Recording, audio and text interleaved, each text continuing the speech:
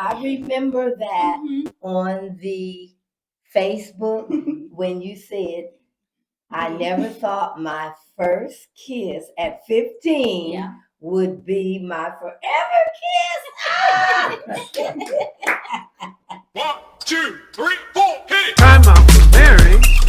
We are one. Two hearts united, Beating as one. Spending time together. Oh, yes. we are one. Loving you forever. We are one.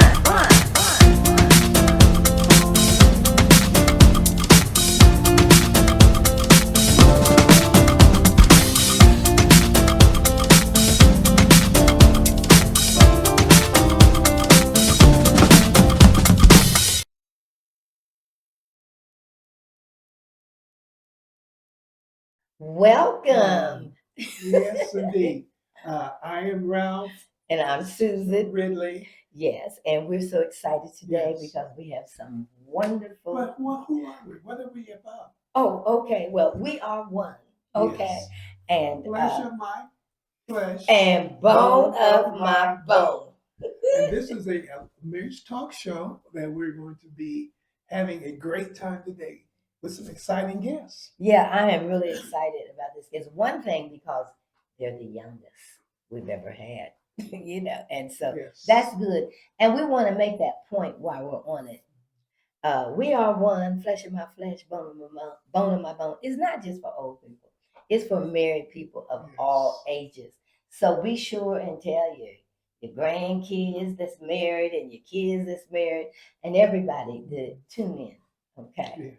Yeah. Well, introduce our guest, baby. Or Okay. if you want.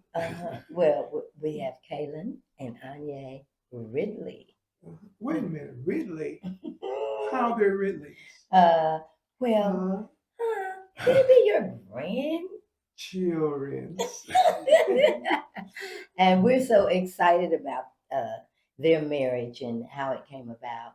And we're so pleased that they agreed because, everybody young don't really want to talk about, different things in marriage. Everybody wants everything to look good. But our topic today is, what did you bring to the marriage table that could be worked on or needs this or that or whatever? So, so we'll get started. Okay, Yeah, right because away. we always say that marriage is not the problem, but it's people that are in marriage, right? And the baggage they bring.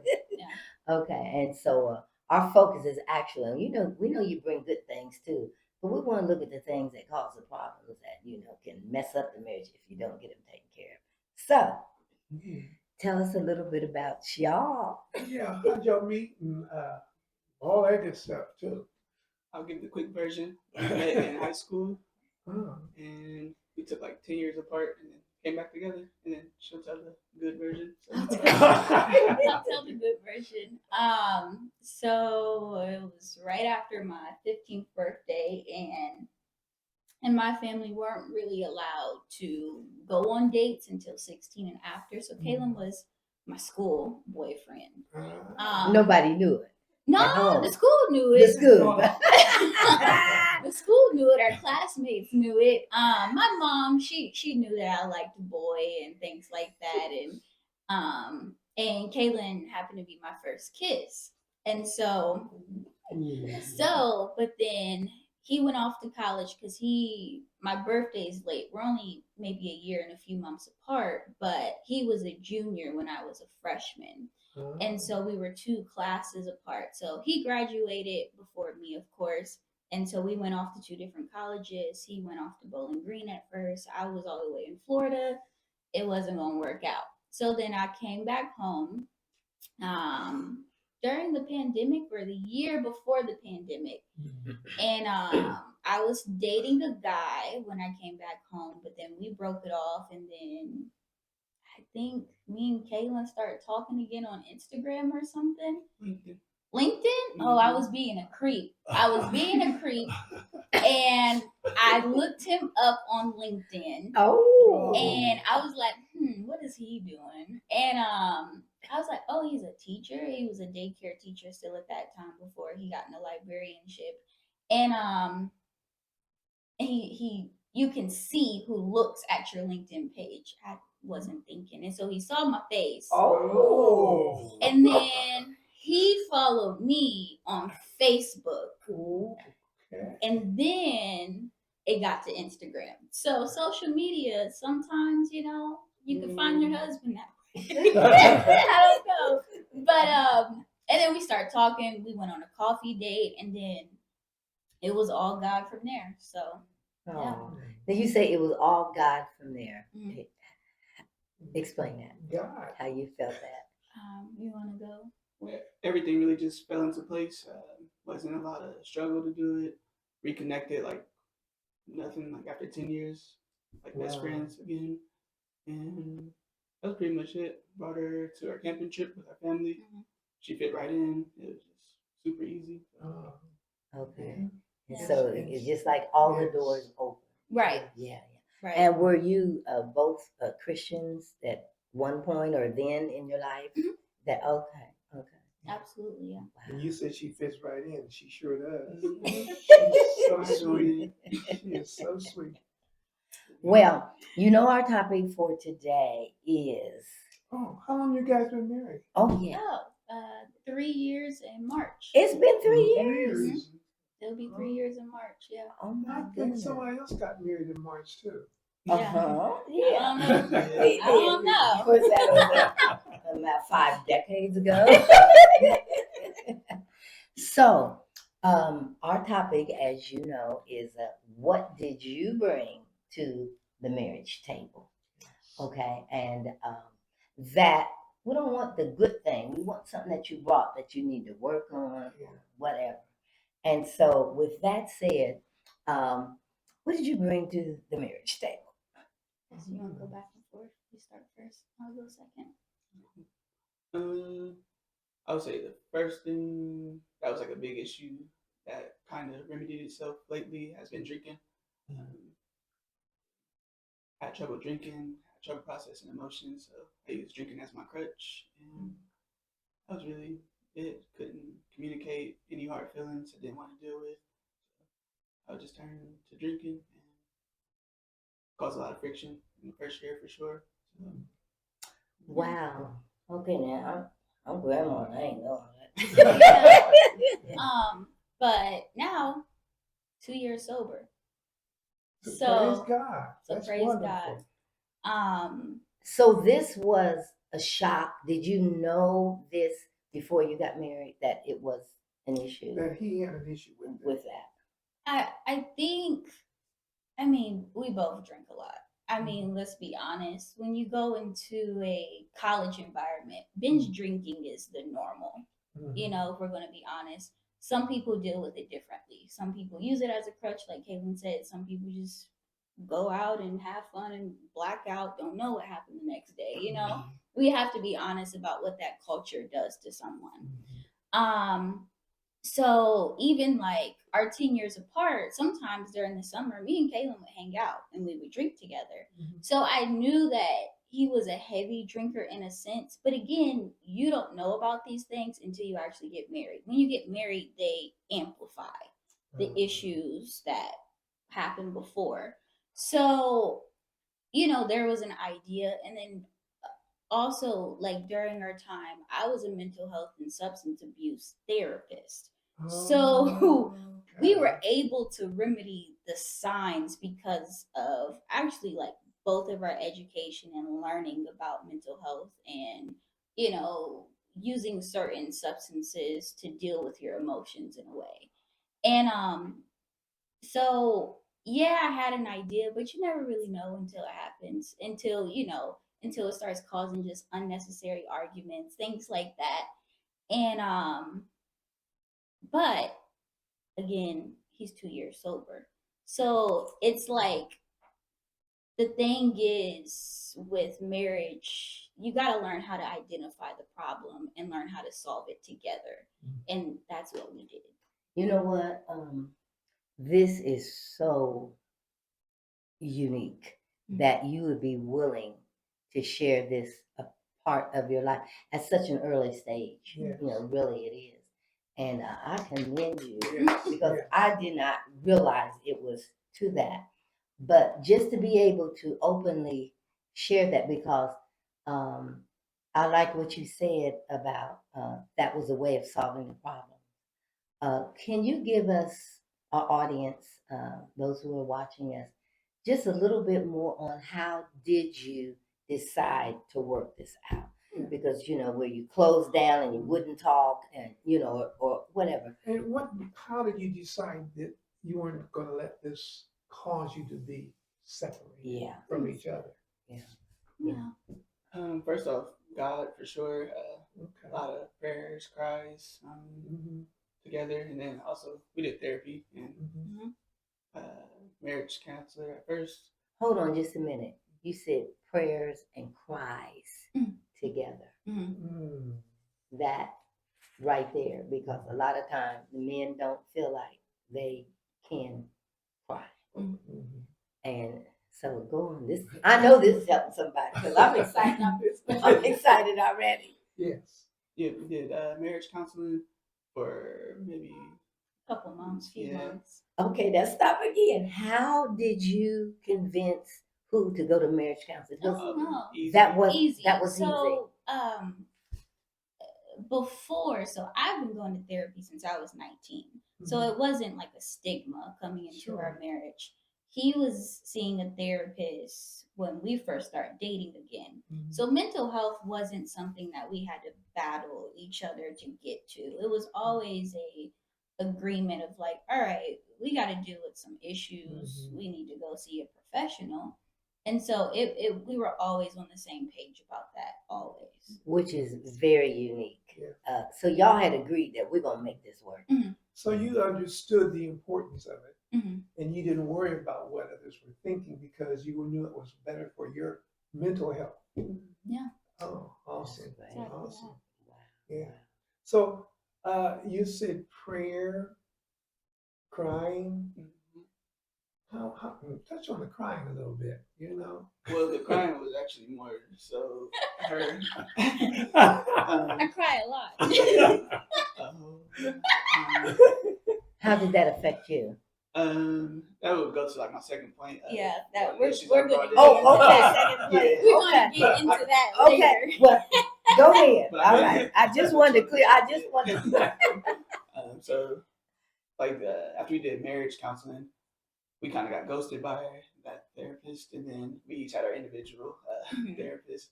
And Wait a minute. What is ghost? oh, sorry. Oh, I'm sorry. so, What is ghosting? I'm sorry.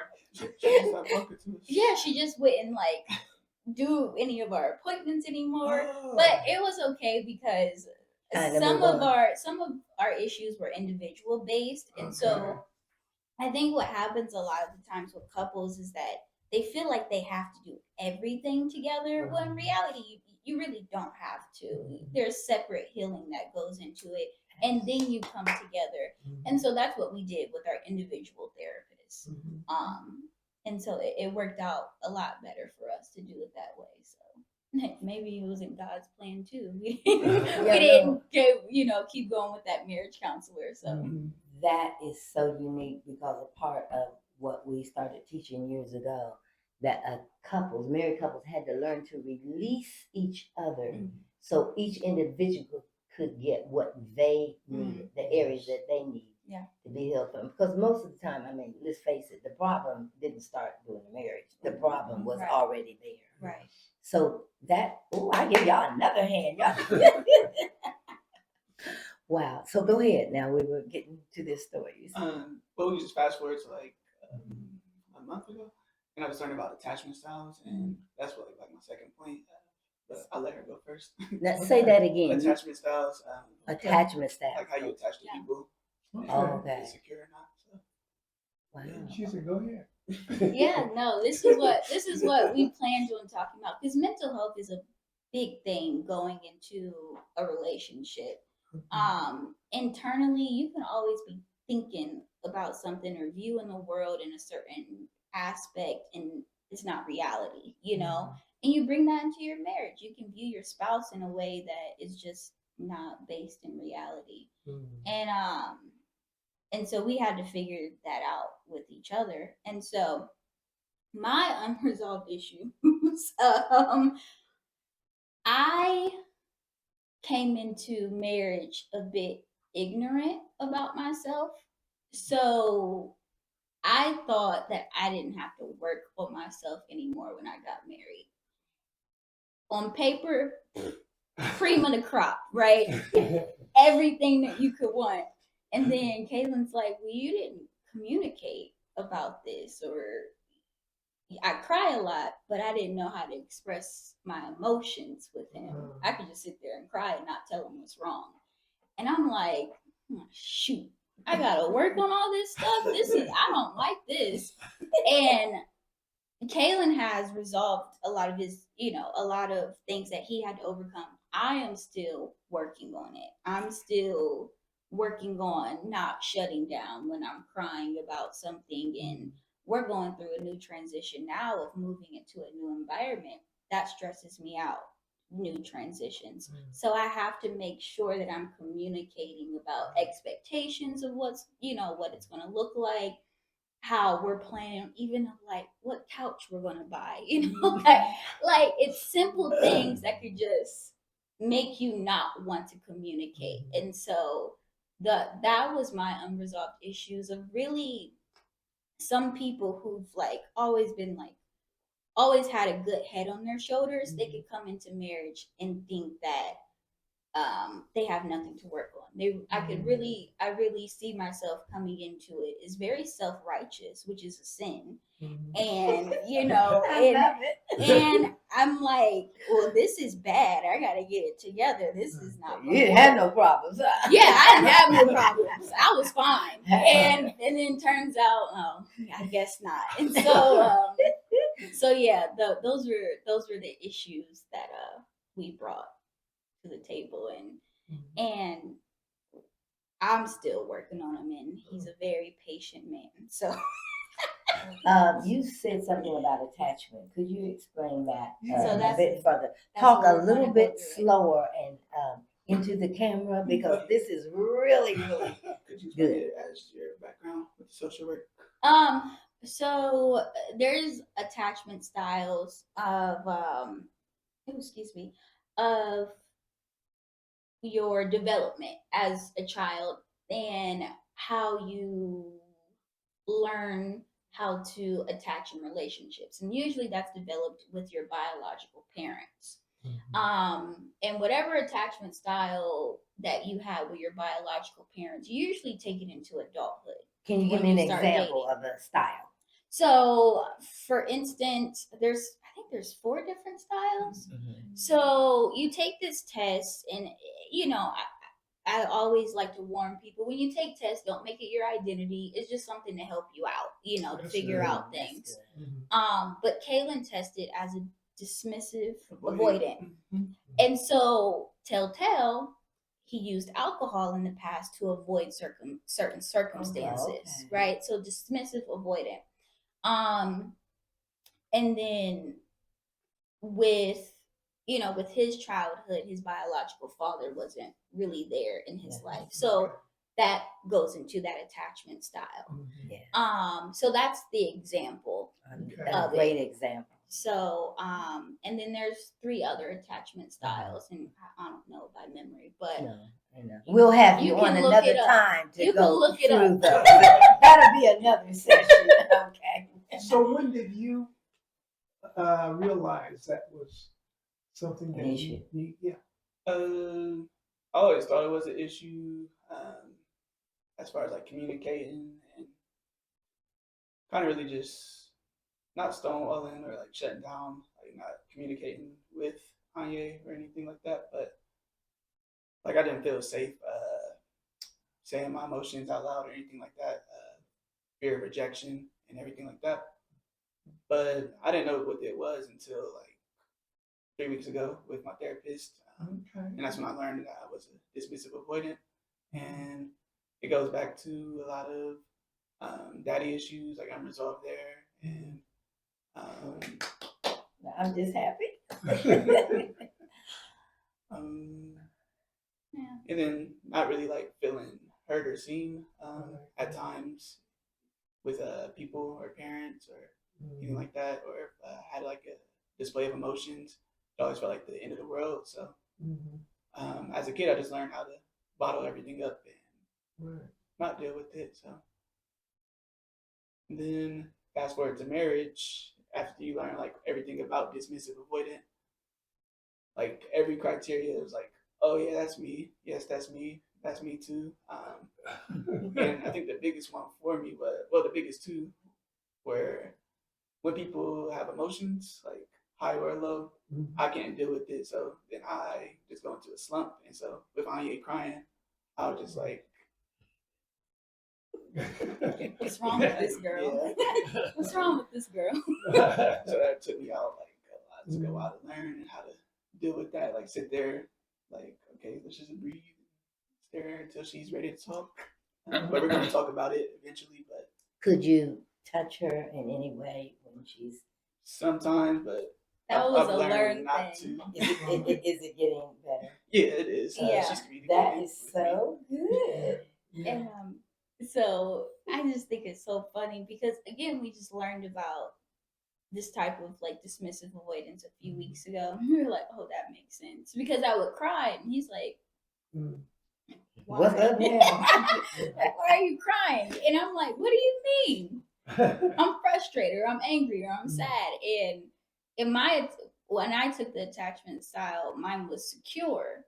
And so someone with dismissive avoidant marrying someone secure, we see each other in different lights when it comes to emotions. Where he's like, "Why are you crying?" And I'm like, "Well, why are you not crying?" And so we had to figure that out and come to a middle ground with each other.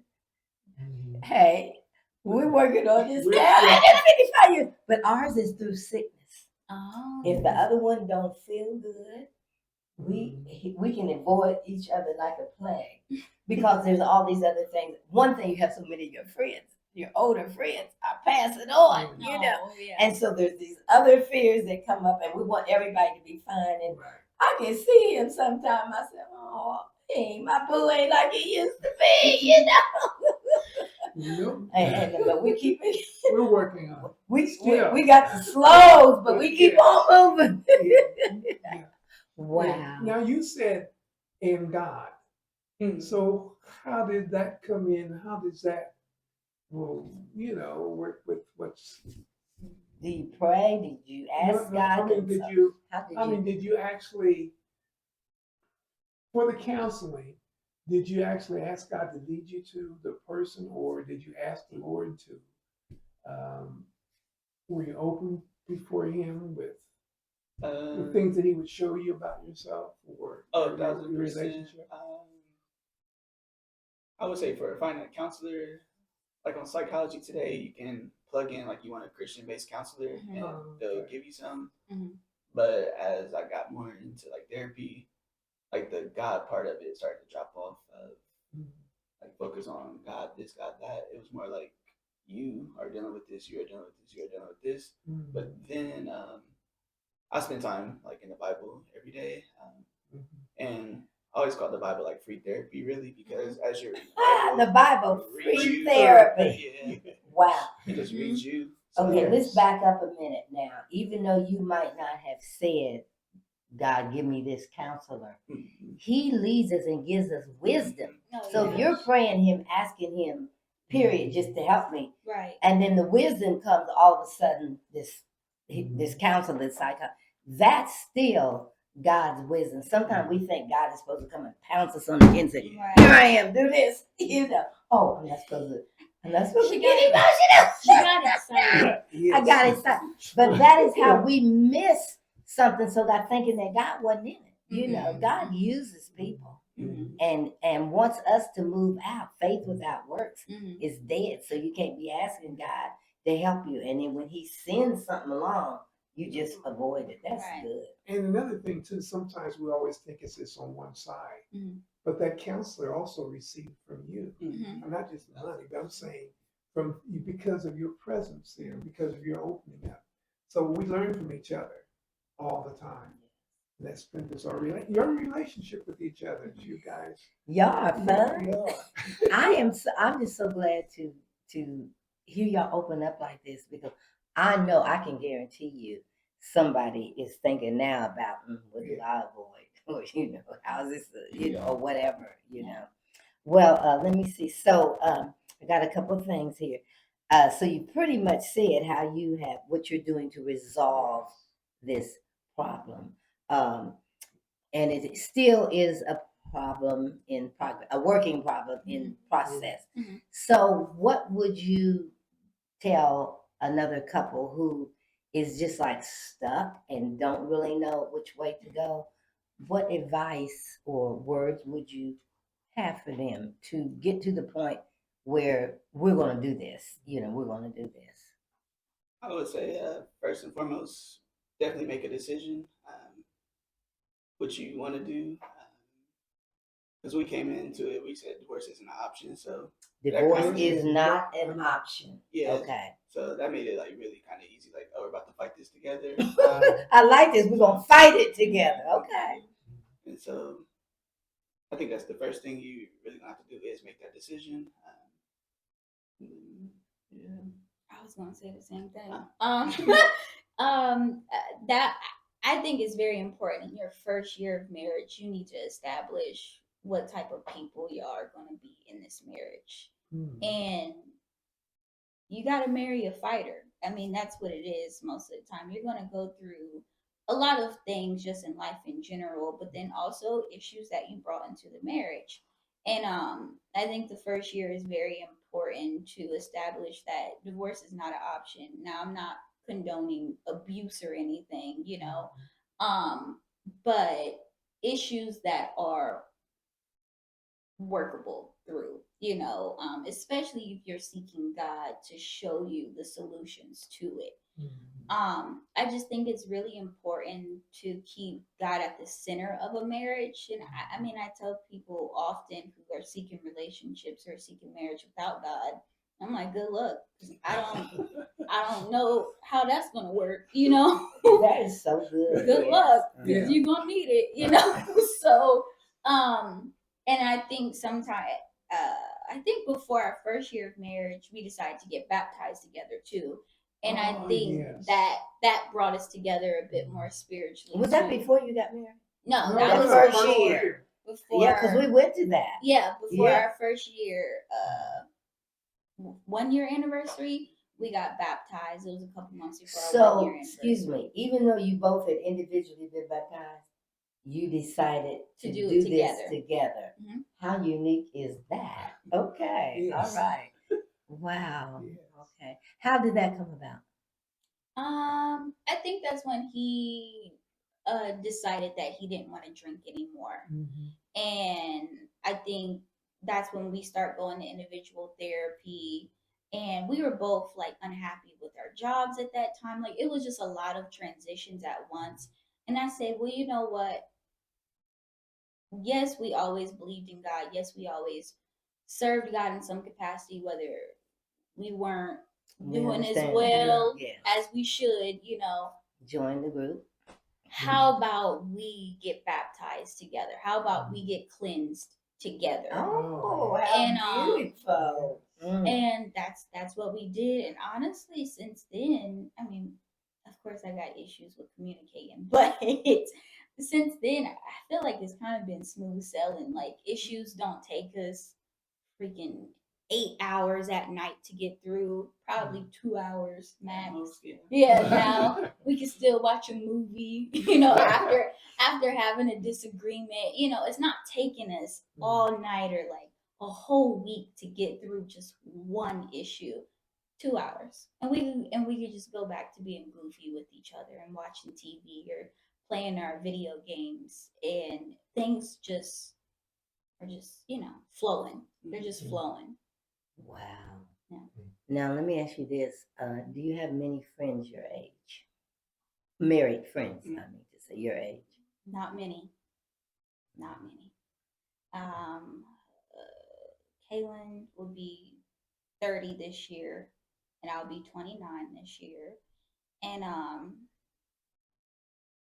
not a lot of young married people, at least not in our current community. Okay.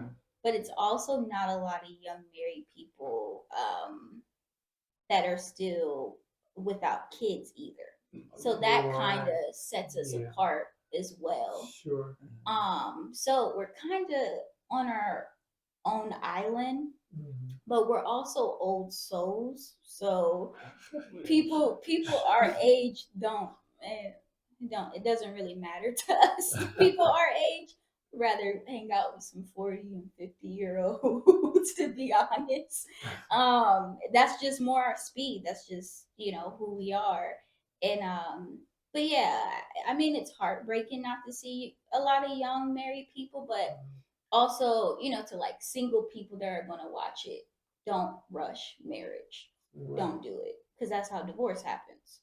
And don't get married for a wedding. You get married for the other person. And I just feel like there's a lot of myths out there about what marriage looks like still.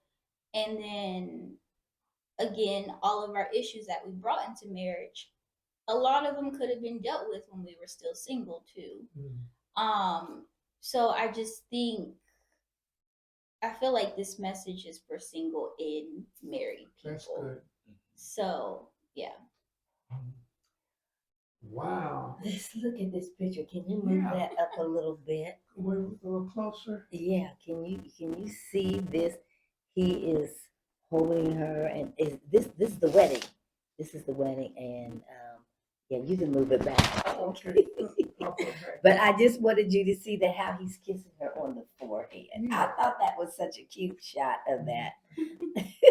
Oh man, awesome. Loving it. Wow. First kiss and forever kiss or something like that. I remember that Mhm. on the Facebook when you said, I never thought my first kiss at 15 Yeah. would be my forever kiss. Wow, that is so neat. So, Well, do you guys have something else that you want to share, maybe that we may not even touched on? That this is an opportunity to tell the whole world. one thing, how important is it for a couple to consider marital counseling? Oh, that's a good question. You can go first. No, you don't have nothing to say. Oh, I have a love-hate relationship with premarital counseling, mostly because I feel like you don't understand what's going to happen in your marriage until you're married, pretty much. And you could go through all the premarital counseling you want, but you're still not married. And so I honestly think it should be a lot more individual counseling before marriage for yourself. And I think social workers or professional counselors, whoever you decide to see for counseling, or a psychologist, whatever it may look like, I think you really need to think about, one, attachment style. What happened in your childhood that makes you look at relationships in certain ways? Because you're gonna bring that into your marriage, Okay. and I really think it's gonna be a lot more individual based work, and then you bring it together. Okay. That's Yeah. good. That's good. Do you have anything to say? Kind of piggybacking off what she said. Once you get married, I think it is like a good thing to get into marital counseling, just to learn how to communicate. Really, especially if you get a good one, you learn really good methods to say how you're feeling, say how you view the situation, because you're not going to always view the situation the same. And especially if you don't have like good role models to base off like communication, to base off of marriage, especially if a lot of good marriages, a lot of the communication is behind closed doors, so you really won't ever see it. So. Oh, that's true. good. That's Yeah, good. that's good. Yeah. Well, I'm still just overwhelmed with what you have presented to our listening audience. And that's what I want to go back to what I was asking too before. Do you have anything that you want to share that you didn't, that we didn't bring up or touch on? That maybe said, hey, I wish I would have said this or that, or I wish they had asked me this. Can't think of nothing. No. Okay. Y'all were very thorough. Yeah. Very. Now let me ask this: how interesting? Now you're a therapist for where do you do marriage counseling? Have you? Oh, I'm not in mental health anymore, but when we first got married, that's what I was doing. I was okay. a group and individual therapist. Have y'all considered maybe going to? Look at him shaking now. What? And you've said some powerful things. Going And, to I was saying, have you ever thought about maybe getting some training and some things in marital counseling And become counselors. and become counselors? no. Okay. And not to like knock it, but we are both in public service already. So, he's going to graduate his master's in library and science information. Is that information science? Sorry. And I'm a social worker. I got my degree in social work. And so we're both already in that public service type of mindset of always helping others. We are private individuals. We're introverts and we like to just hang out with each other, but we don't mind taking couples out to lunch and like, are you okay? Like, Yeah. things like that. But I was in mental health. I mean, I was good at it, but we both found our calling already of what we want to do. Okay. And what's that? I know his is the library. And so I already work with older adults. You like and working so, with like us. Yeah, like and so and some of y'all out there. Okay. And so, like we're not knocking counseling. I feel like in the future we could be, a hands-off type of mentoring type of thing. But again, we're still young and we want to keep it that way, like we understand that we're wise in some aspects, but we also live in reality where we still have a lot to learn. Oh yeah. Baby, you'll be learning from now on. Exactly. And the thing that we found out, and that's what we're excited about, growing old together, you change. I used to think, oh well, we'll just know each other and we've been together forever, But you know what? We're learning some things about each other because when you get older, you change. But I will have to say this. I don't think I have ever met a young couple or even older couples who have decided so quickly, so in such a length of time of marriage, talk about and deal with some of the things that you have mentioned. And I'm certainly not going to try to push you into anything, but since you are my grandkids, I will certainly find some way for y'all to get some word out there through different things that we have. It's been really phenomenal. Yeah, what you have been willing to share. And I think because the Lord has allowed you to be on a fast track of learning, where other couples maybe 10 or 15 years before they get to where you guys are now. So don't wipe it off. God can still use you with other lives.